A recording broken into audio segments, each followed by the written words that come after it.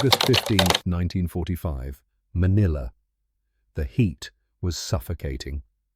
Reiko Tanaka, 23 years old, stood in a supply depot courtyard with 30 other Japanese women listening to a voice that had never before spoken to commoners. The emperor's voice crackled through a radio, thin and distant. The war situation has developed not necessarily to Japan's advantage. Everything Reiko had known, everything she had believed, everything she had sacrificed for, had just ended with a radio announcement. Around her, the smell of diesel fuel mixed with acrid smoke. Someone was burning documents. Someone was erasing evidence.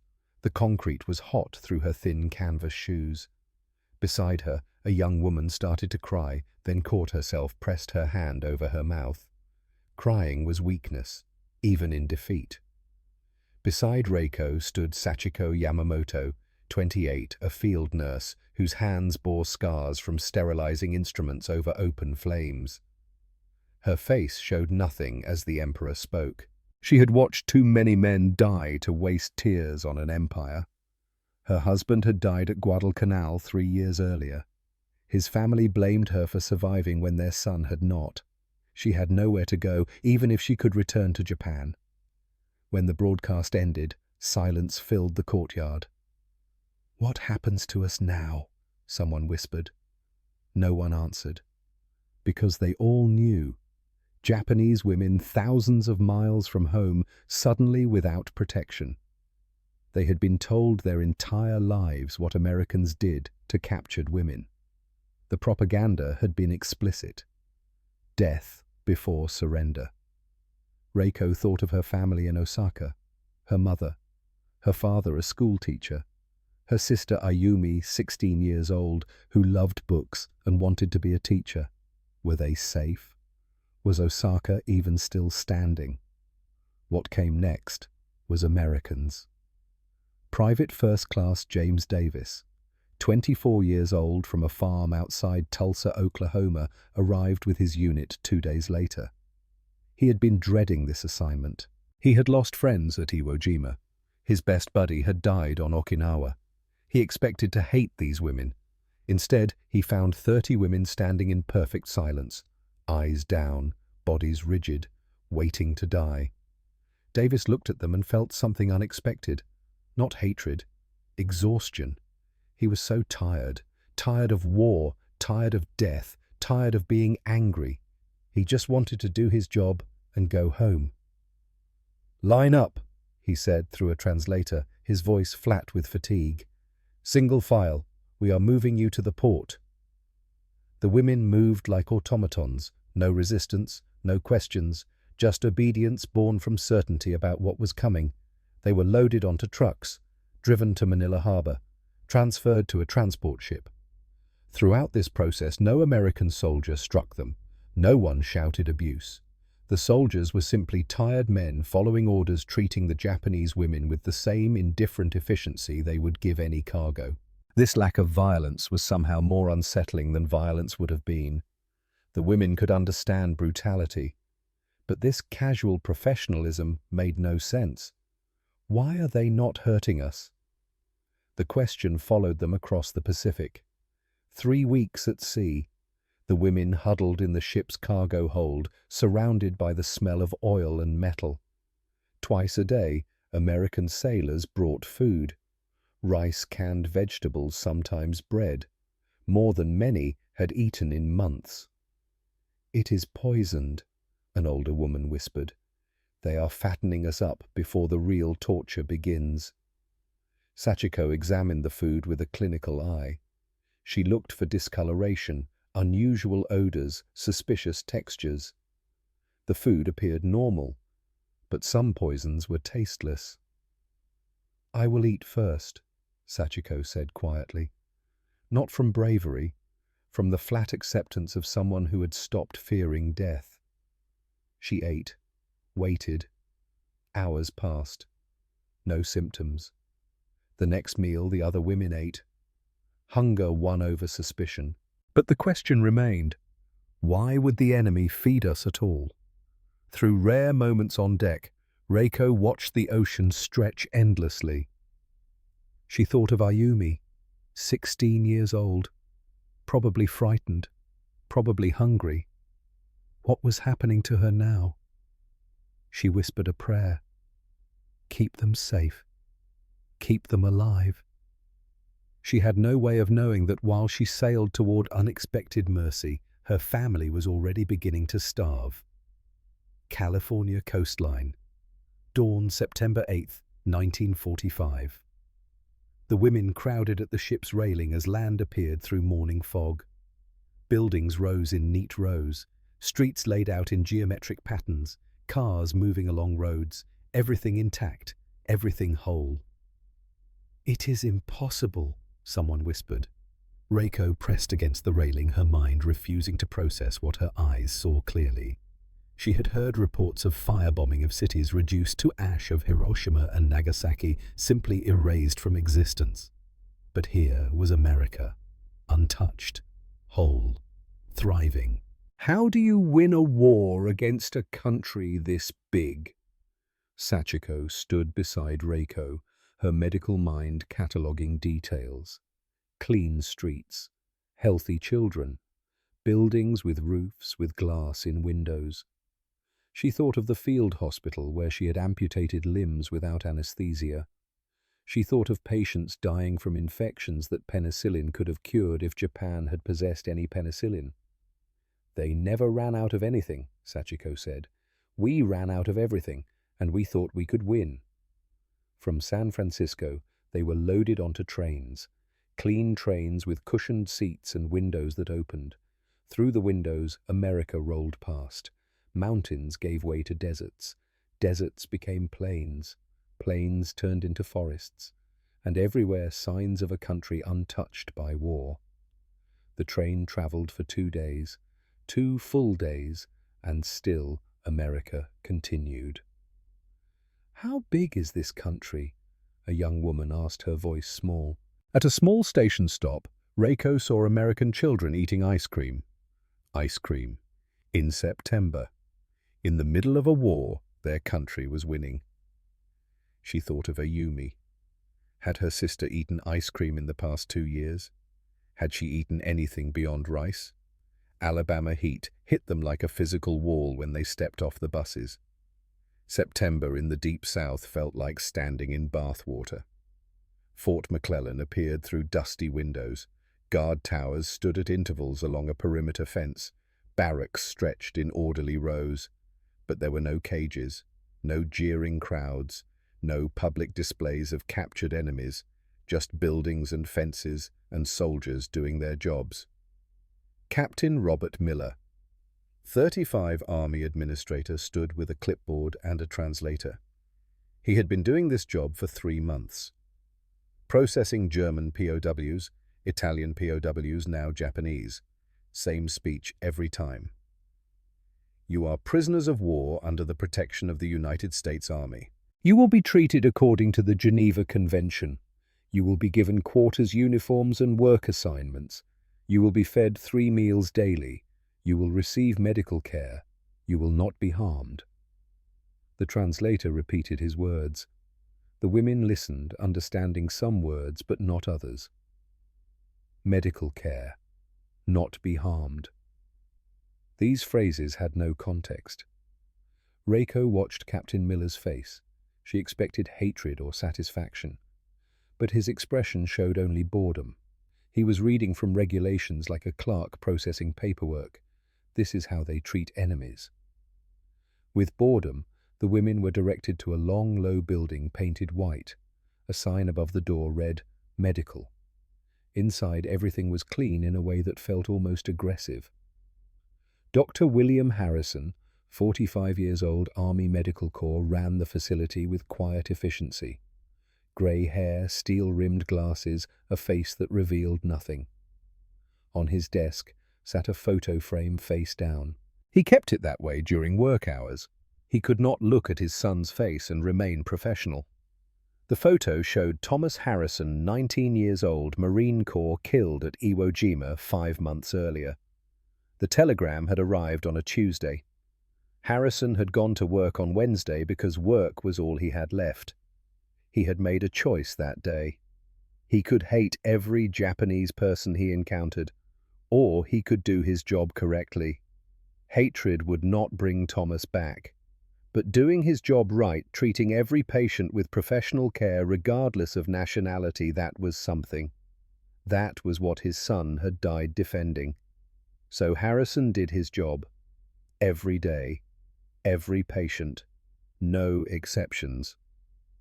Reiko entered the examination room, arms wrapped tight around herself, eyes fixed on the floor. "Sit," Harrison said simply. His touch was gentle, professional. He checked her pulse, his fingers cool and steady, listened to her breathing, examined her eyes, her throat. Malnourished, dehydrated, some signs of vitamin deficiency. I am prescribing supplements and a special diet for 2 weeks. Through the translator. Any pain? Any injuries?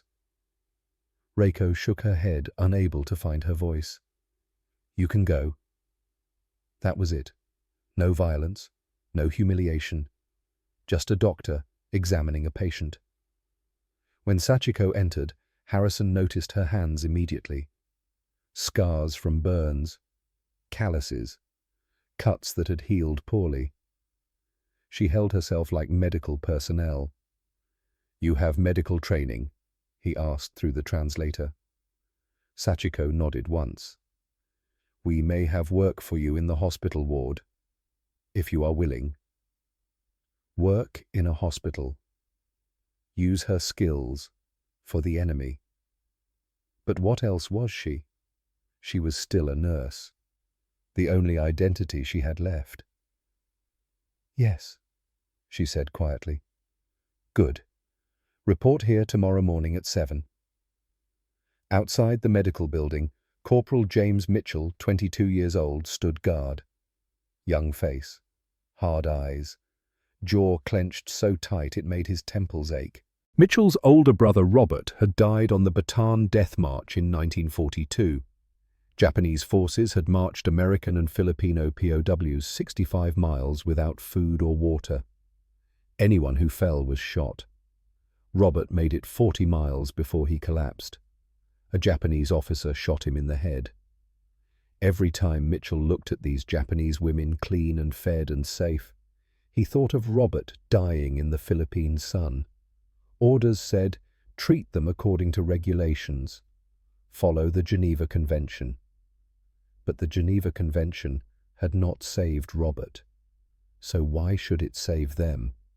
Mitchell watched the women being directed toward another building. His fists clenched and unclenched. His brother was dead, and these women got hot meals and medical examinations and clean beds. It was not right. But orders were orders. The women were herded into another building. The air inside was warm and humid. The smell of soap hung thick. Rows of shower stalls lined the walls. An American nurse gestured through signs. They would shower. Their old clothes would be taken. They would be given new ones. The women stood frozen. This was it. This was where humiliation would begin. The nurse pointed to the showers. Then she left. The door closed. They were alone.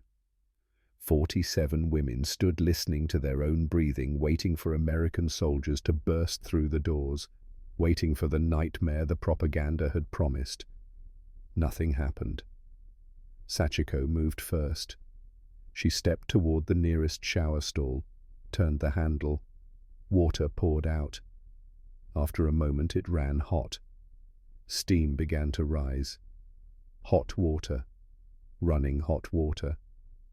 Sachiko stepped under the stream fully clothed and gasped.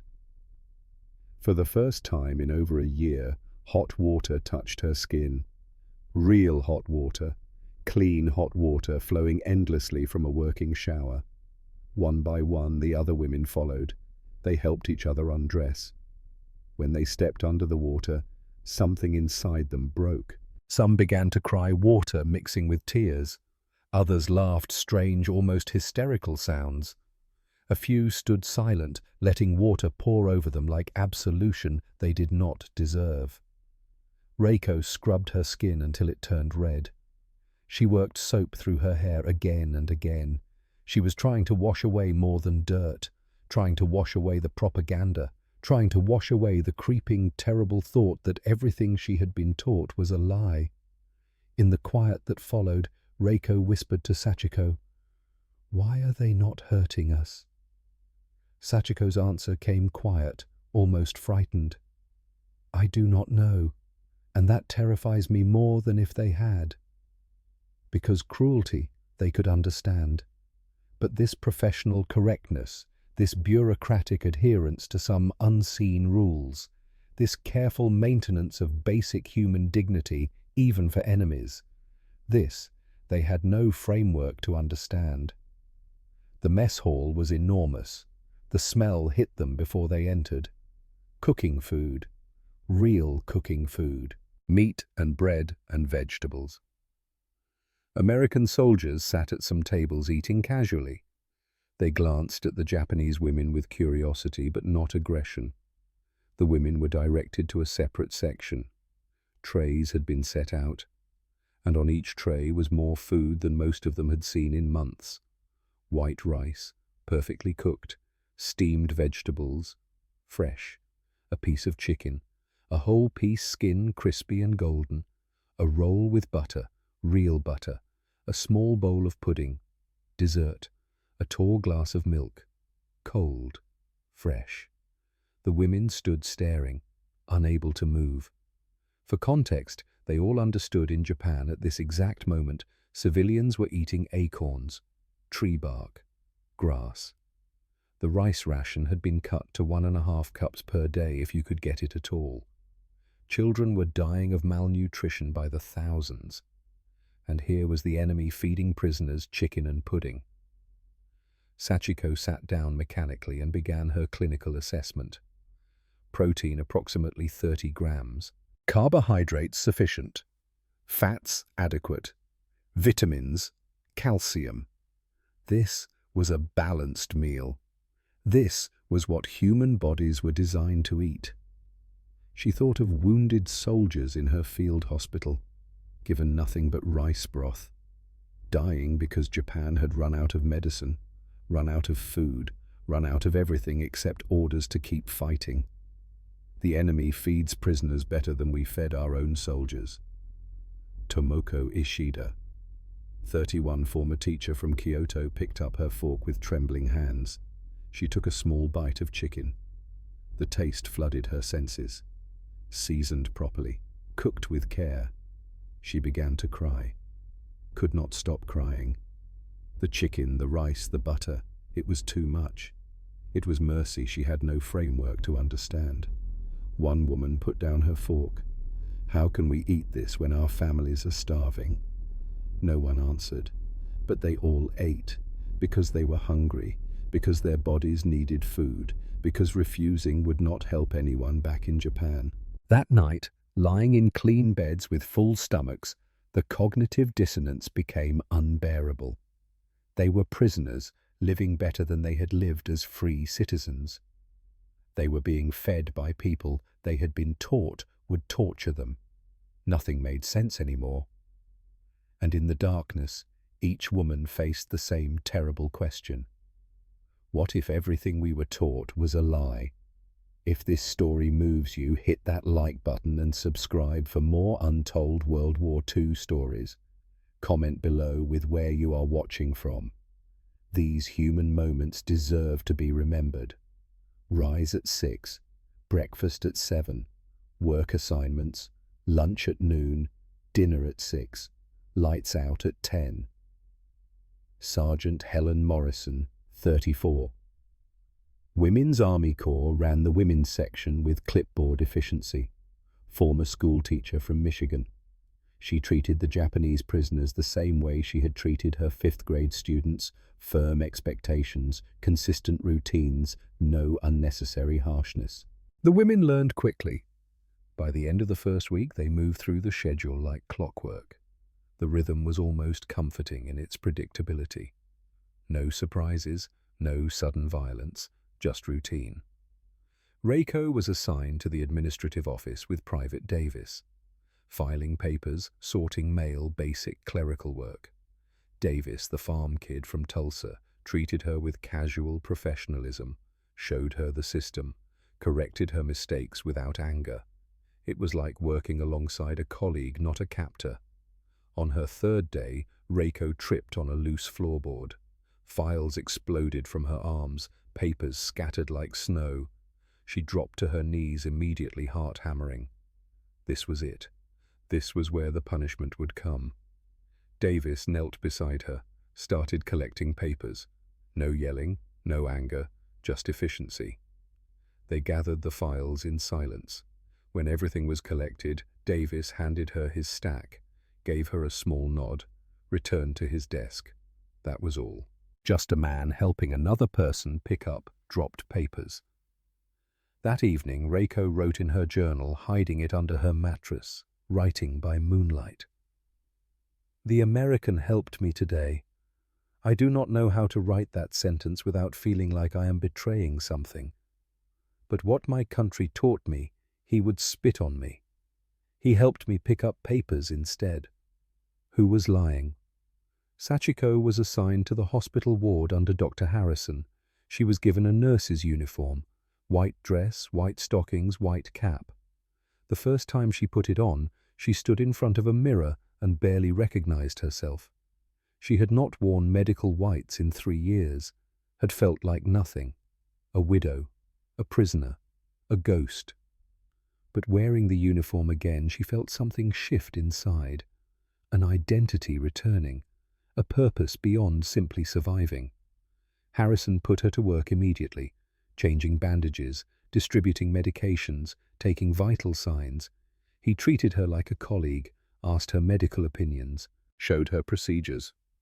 "This is penicillin," he said one morning, holding up a vial. "Antibacterial, discovered in 1928 but only mass-produced recently. Saves lives, changes everything about treating infections." Sachiko stared at the vial. In her field hospital, men had died from infected wounds. Simple infections their bodies were too weak to fight.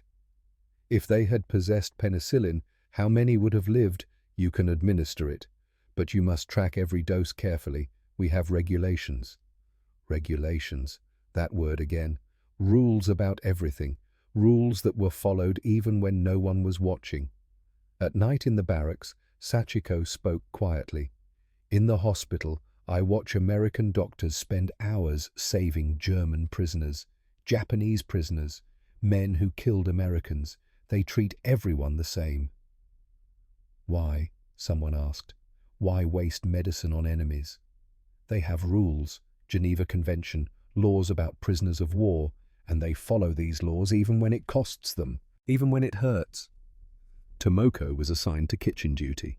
The kitchen was huge. Industrial stoves, walk-in refrigerators, pantries stocked floor to ceiling. The abundance was staggering.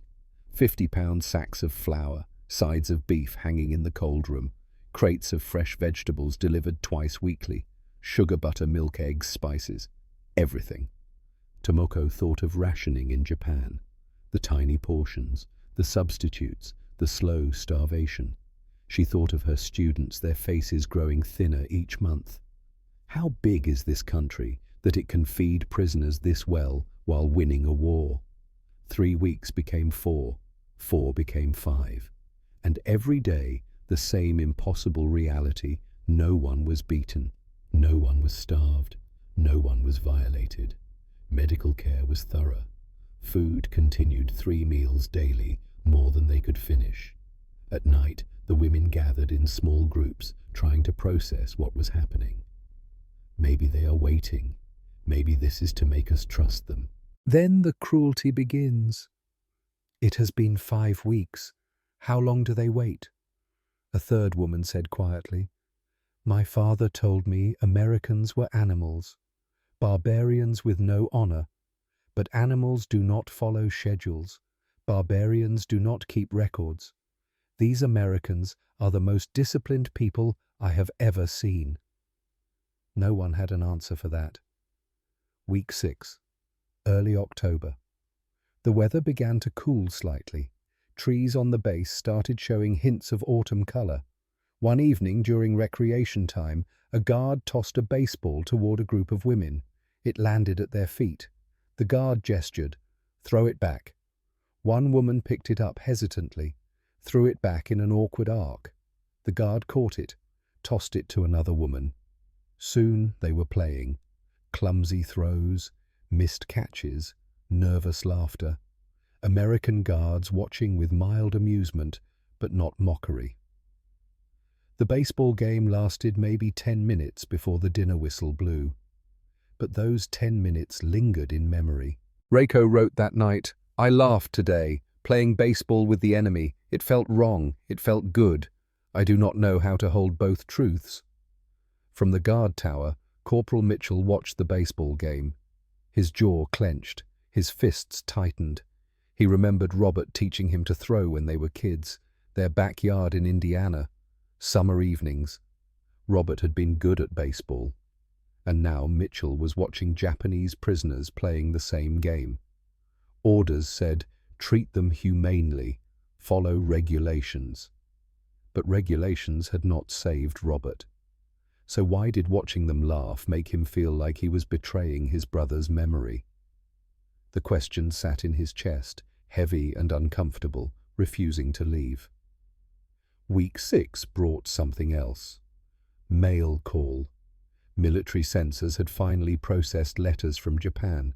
Sergeant Morrison called names. Women crowded around, desperate for news. Some received letters. Others waited. The women who received mail moved to corners to bunks anywhere private, opened envelopes with shaking hands. Then the crying started. Tomoko sat on her bunk reading aloud. Her voice shook, but she kept reading. "Dear daughter, father is sick. There is no medicine. We eat once a day if we are fortunate. The house still stands but has no roof. Winter is coming. Your brothers are trying to find work, but there is no work. The city is ruins. People are dying in the streets. I am glad you are alive. I cannot imagine where you are or what you are enduring. But you are alive, and that is what matters. Your mother." Silence when Tomoko finished. Then someone asked the question they were all thinking. "How can we be here eating 3 meals a day, sleeping in clean beds while they starve?" No one answered. They were prisoners living better than their families lived as free citizens in a defeated nation. Sachiko received a letter that day too, from her mother-in-law. She read it alone in a corner, her face going carefully blank. Later, Reiko found her sitting outside staring at nothing. "What did it say?" Sachiko's voice was flat, empty. She said, "Hiroshima is gone. The city where my husband was born. Just gone. She said it was destroyed by a single bomb. They are calling it an atomic bomb. She does not understand what that means. No one does." She paused. Her voice cracked. "She said I should have died with her son. She said I have no honor left. She said not to come home." Reiko reached for Sachiko's hand. Sachiko did not pull away. They sat together in silence. "Where do you go when you have no home and no country?" Sachiko whispered. "What are you when you are no longer anyone's wife, anyone's daughter?" Reiko had no answer. That same week, the women discovered the camp canteen. Inside, shelves stocked with items they could purchase using scrip earned from work. Chocolate bars, Hershey's Snickers Baby Ruth, soap perfumed, writing paper, cigarettes, magazines, Coca-Cola in glass bottles. The canteen looked like a small store from before the war. Everything neatly arranged, everything available, no rationing cards, no scarcity. Reiko bought a Hershey's chocolate bar with her first week's wages. She held it like it might disappear. That night she sat on her bunk and unwrapped it slowly. The paper crinkled in the quiet barracks. She took a small bite. The taste was overwhelming. Sweet, rich, real chocolate. It flooded her with memories of childhood, of her father buying treats at festivals, of sharing sweets with Ayumi, of a time before war. She began to cry while chewing, could not stop. The chocolate mixed with tears. "I ate chocolate today while my mother and sister might be starving," she wrote later. "I am living better as a prisoner than I did when I was free. What does that make me?" Reiko had not received a letter yet. Every mail call she waited. Every time Sergeant Morrison called names, she held her breath. Every time her name was not called, something inside her tightened. Is no news good news, or does it mean something worse? She could not finish that thought, could not let herself imagine it. So she waited and hoped. Week 8, early November. Reiko was assigned to clean administrative areas, including Dr. Harrison's office. She worked carefully, dusting shelves, emptying trash cans. She was cleaning his desk when she accidentally knocked over a photo frame. It fell face up. She froze. A young man in Marine Corps uniform stared up at her. Handsome, smiling, confident. Inscription on the bottom, "To Dad, Semper Fi, will make you proud. Love, Thomas." Reiko picked up the frame with shaking hands, turned it over. Date written on the back, Thomas Harrison, 1926 to 1945, killed in action, Iwo Jima, March 1945. The numbers arranged themselves in her mind with horrible clarity. March 1945, Iwo Jima.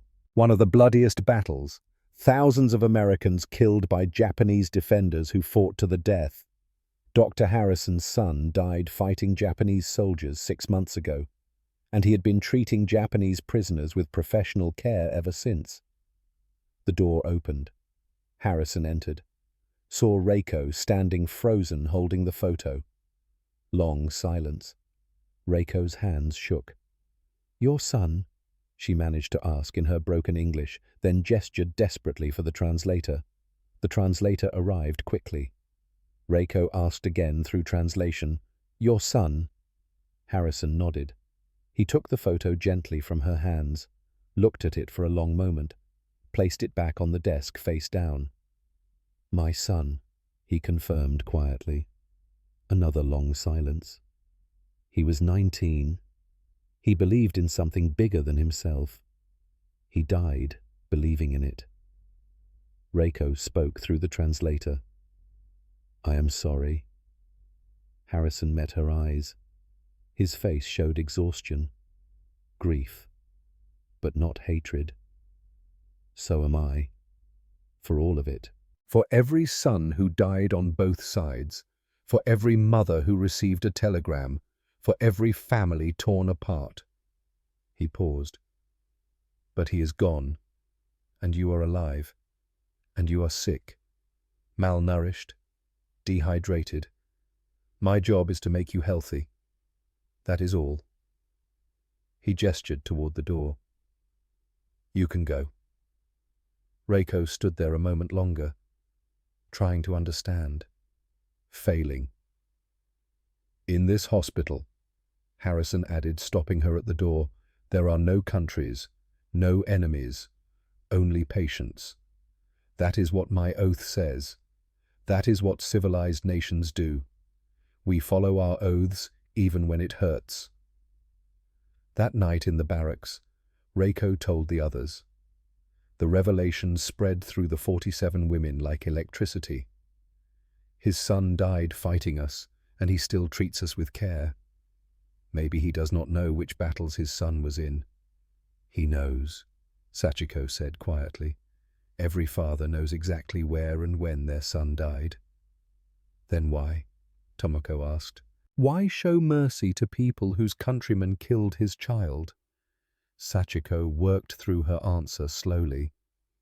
"In the hospital, I have watched him treat everyone the same. German prisoners, Japanese prisoners, American soldiers, no difference in care, no difference in effort. Last week he spent 3 hours saving a German POW who had attempted suicide. 3 hours. For an enemy who did not even want to live. When I asked him why through the translator, he said he is a human being. That is all that matters in here." The women sat with this information, trying to make it fit their understanding of the world, failing. "Do you see?" Sachiko continued. "This is not kindness. It is not forgiveness. It is something else. It is rules, laws. They call it Geneva Convention. They have rules for how to treat enemies, and they follow those rules even when it costs them, even when it hurts." Reiko spoke quietly. "The propaganda said they were barbarians with no honor, no discipline, that they would torture and kill without mercy." She paused, barely able to say it. "But what if we were the ones without honor? What if we were the ones who did not follow rules?" No one answered, because they were all thinking the same thing, remembering things they had seen, things they had heard about.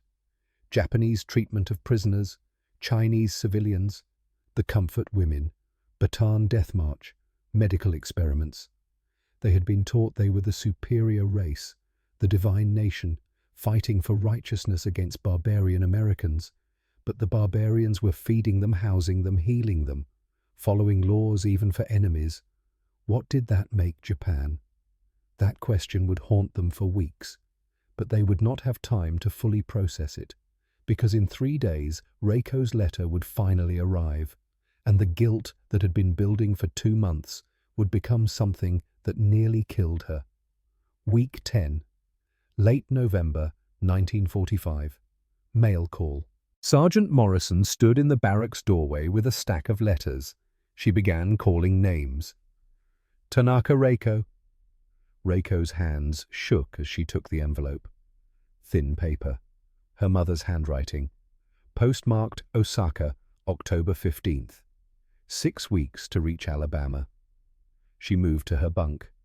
Other women gathered around. Nothing good came from Japan anymore. Only loss. Only grief. Reiko opened the envelope carefully, unfolded the letter. Her mother's careful script filled the page. "My dearest Reiko, I hope this letter finds you alive. We heard American forces took Japanese women prisoner. I pray you are among them. Osaka has been heavily damaged. Our house stands but barely. The roof is gone. We live in 2 rooms. Winter is coming, and we have no heat. Your father looks for work every day. There is none. We eat once a day if we can find food. Sometimes we go 2 days with nothing." Reiko's vision blurred. She blinked, forced herself to keep reading. "I must tell you about your sister. I wish I could protect you from this news, but you deserve truth. Ayumi died September the 3rd, malnutrition and fever. She fought for 3 days but was too weak. There was no medicine. We buried her in a mass grave. We could not afford a proper ceremony. She spoke your name at the end. She asked if you were safe. I told her yes. I pray I did not lie." The words stopped making sense. Reiko read the sentence again and again. Ayumi died September 3rd. September 3rd. What was she doing? September 3rd. The realization hit like a physical blow.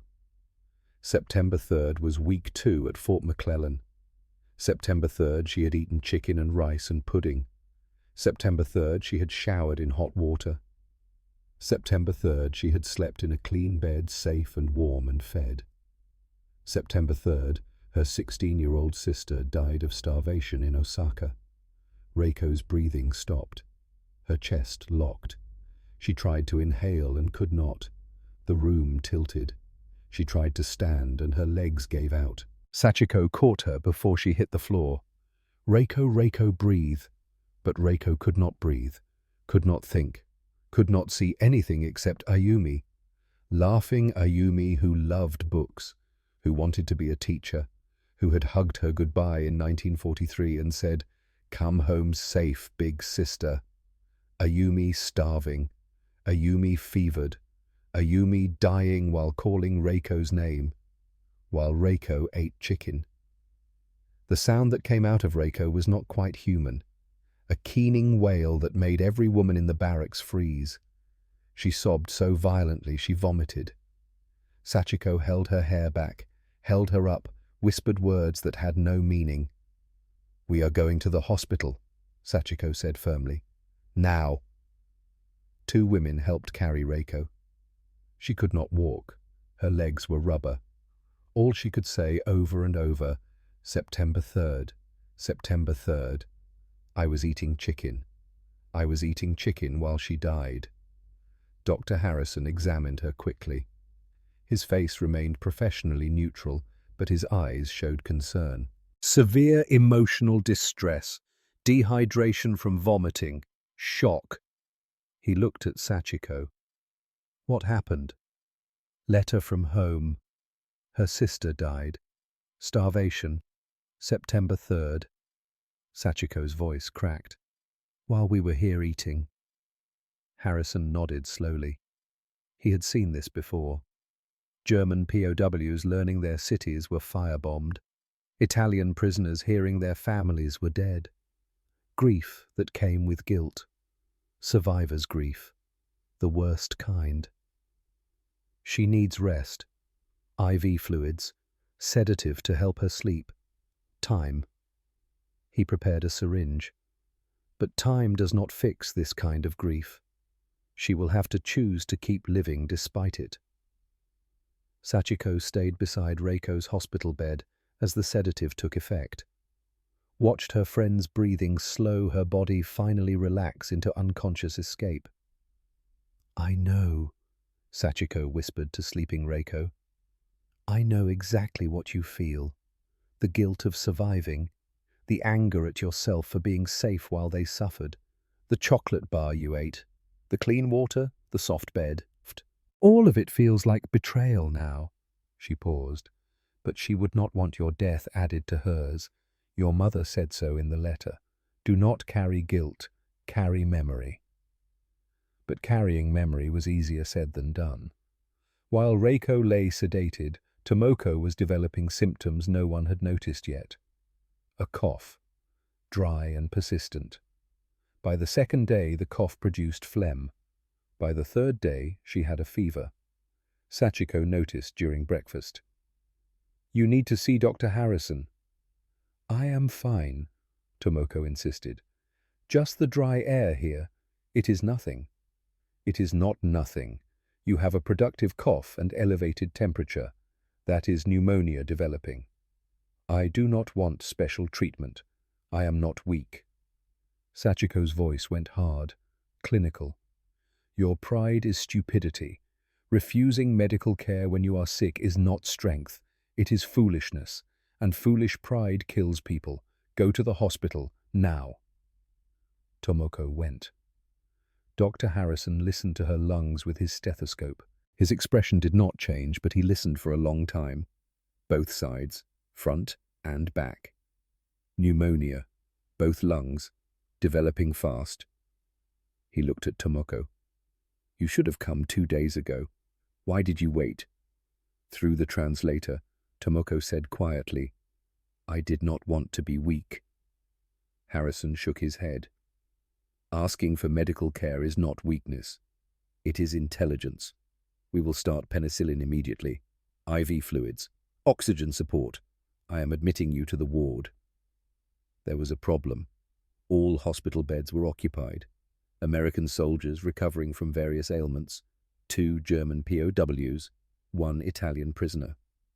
"Put a mattress on the floor for now," Harrison decided. "If a bed opens, we will move her. Meanwhile, penicillin every 4 hours. Monitor her closely." Tomoko was moved to the ward, placed on a thin mattress in the corner near the supply closet. Not ideal, but functional. Sachiko volunteered to help with her care during off hours. Day 1, Tomoko was stable. Fever high, but not critical. Breathing labored, but manageable. The penicillin began its work. Day 2, the fever spiked. 104 degrees Fahrenheit. Her breathing became more difficult. Oxygen saturation dropping. Harrison increased the oxygen flow, adjusted medication dosages, but the infection was aggressive. Day 3, September the 14th, 1945. Morning. Harrison arrived early, checked Tomoko immediately. Her lips had a slight blue tinge, breathing shallow and rapid, skin burning. She needs to be in a bed, elevated position for better breathing, closer monitoring. He looked around the ward, all beds still occupied. Then he made a decision. The American soldier in bed 7 had recovered enough from appendectomy. Stable, could be discharged early. Discharge Private Coleman. He is stable enough. We need that bed. The soldier was discharged. The bed was stripped, cleaned, fresh sheets put on. Ready. But Tomoko was at the far end of the ward, 30 feet away, on the floor, on the air. Too weak to walk, too sick to move on her own. Harrison could call orderlies, get a stretcher, take 10 minutes to organize. But 10 minutes mattered when a patient could not breathe properly. He looked at Tomoko, looked at the empty bed, made his choice. Word had spread among the Japanese women that Tomoko was very sick. They gathered outside the hospital ward, not allowed inside because of infection risk. But they stood in the hallway. 47 women, silent, waiting. Through the doorway they could see Dr. Harrison examining Tomoko, could see her struggling to breathe, could see her skin flushed with fever.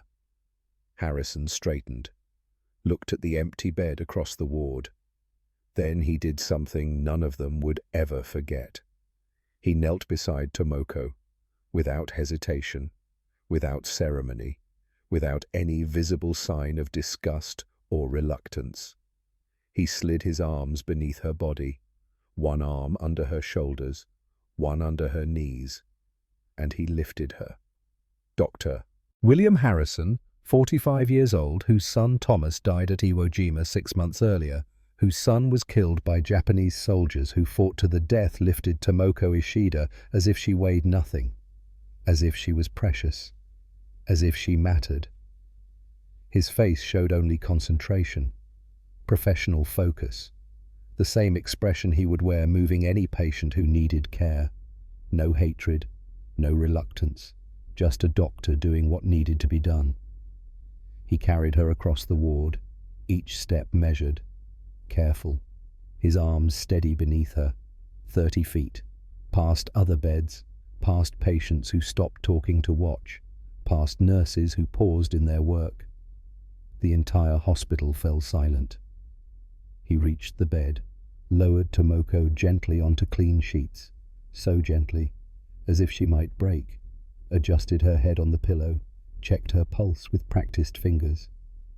"Oxygen mask," he said to Sachiko, who had been following. "Elevate the head of the bed 30 degrees. Sachiko moved immediately. Her hands shook as she positioned the oxygen mask over Tomoko's face as she adjusted the bed controls. She had assisted with hundreds of procedures, but this felt different. This felt like something breaking and reforming at the same time. Harrison checked the IV drip rate, made notes on the chart. Pure professionalism. Just another patient, just another procedure. Except it was not.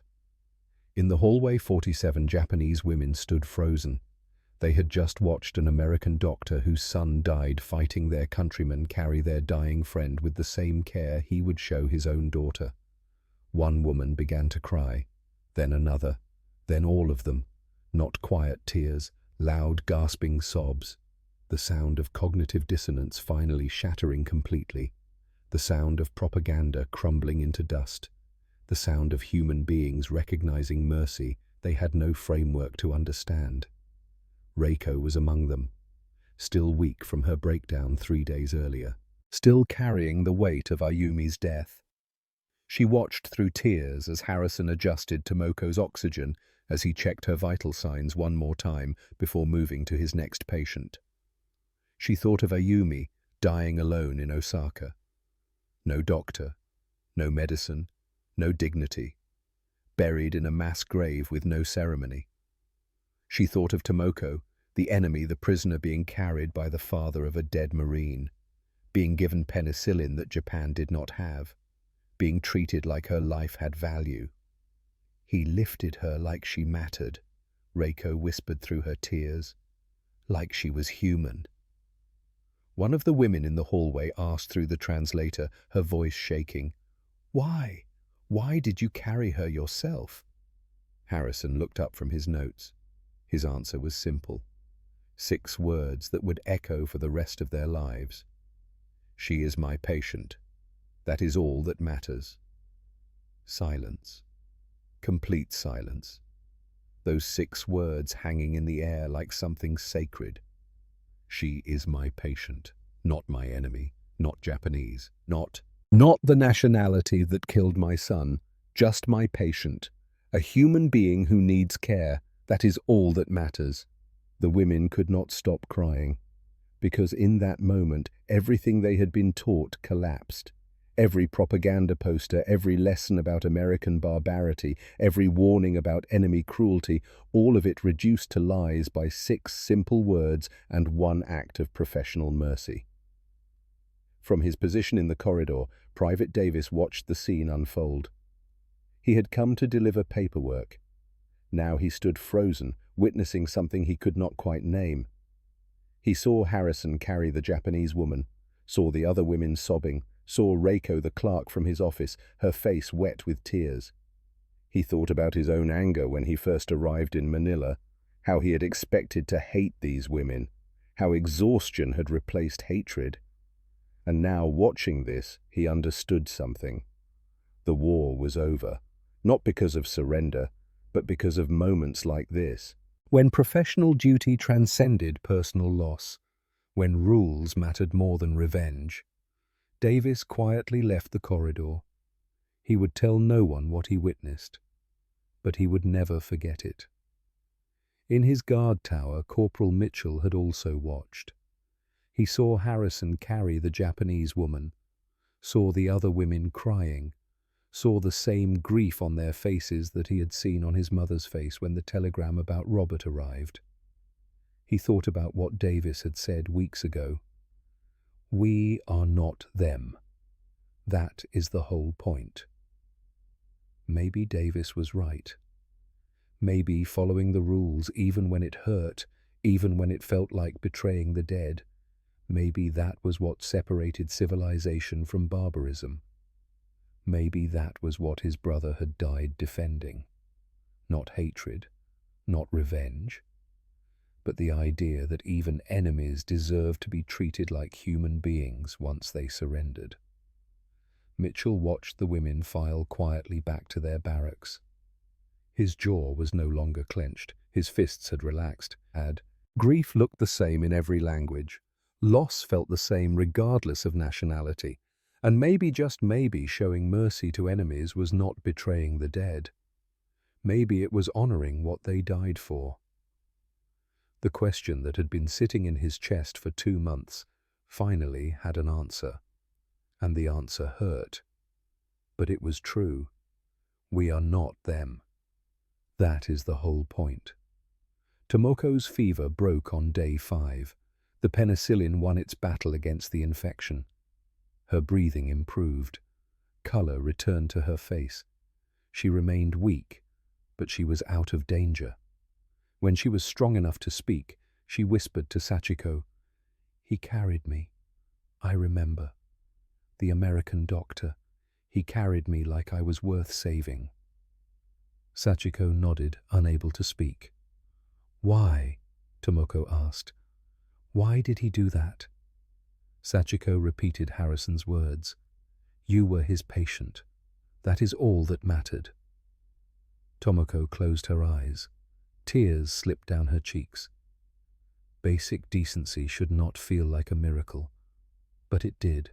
Spring 1946, cherry blossom season in Japan, though none of the women knew if any trees still stood. The announcement came in March.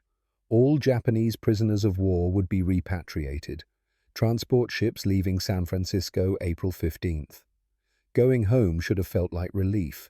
Instead, it felt like trading one impossible reality for another. On her last day, Reiko found Private Davis in the admin office. He pulled a Hershey's chocolate bar from his desk drawer. "For your mother, if you can find her." Reiko took it with shaking hands. "Thank you for being kind. You did not have to be." Davis shrugged. "Yeah, I did. That is what Americans do. At least that is what we are supposed to do." Sachiko was called to Dr. Harrison's office. He handed her an envelope. Inside a letter, typed on official Army Medical Corps stationery. "Sachiko Yamamoto is an excellent nurse with strong clinical skills and compassionate patient care. Any medical facility would benefit from her service. You showed me that medicine has no enemies," Sachiko said through the translator. Harrison nodded. "No, only patients. Remember that." Tomoko left a small origami crane on Harrison's desk with a note in simple English, "Thank you for carrying me. I will never forget." The voyage home took 3 weeks. Same ocean, but the women were different now. Healthy, fed, unable to reconcile what they had experienced with what they had been taught. Yokohama harbor appeared through morning mist. Buildings in ruins. People moving like ghosts through rubble. Children with hollow eyes. The contrast with America's wholeness was crushing. Reiko found her mother in Osaka, living in 2 rooms of their destroyed house. Thin, aged 20 years. When she saw Reiko healthy and well-fed, she began to cry. "You survived. My daughter survived." "Ayumi did not," Reiko whispered. "I am sorry." Her mother pulled her close. "You are alive. That is what matters. Ayumi would want you to live." Sachiko traveled to Hiroshima, or what remained of it.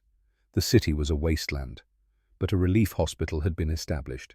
She offered her services. They hired her immediately. She began treating atomic bomb survivors using everything Harrison had taught her. "Medicine has no enemies," she told the young nurses. "Only patients." Tokyo, summer 1985, 40 years later.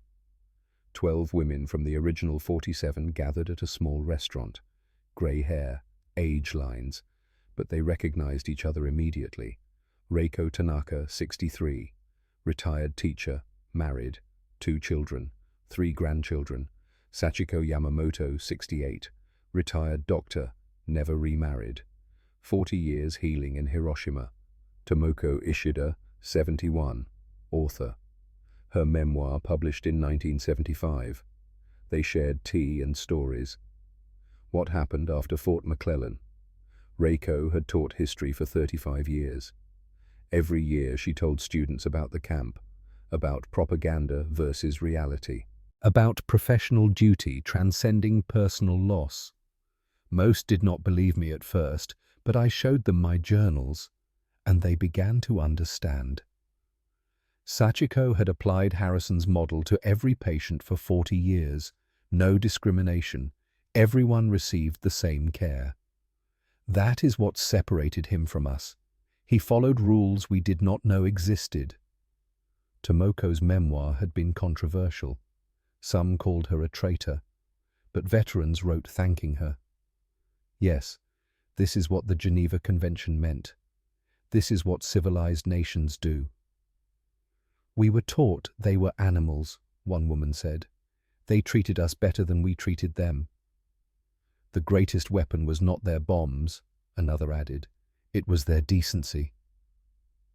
Reiko pulled out her worn journal, read her final entry aloud. September 14th, 1945. "Today I watched an American doctor carry our dying friend.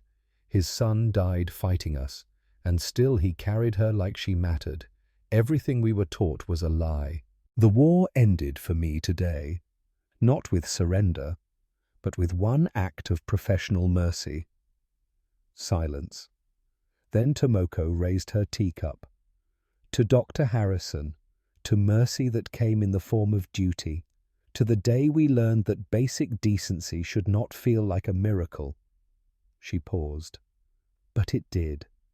And 40 years later, we still remember why. 12 old women, survivors, witnesses to a moment when professional correctness proved more devastating than any weapon.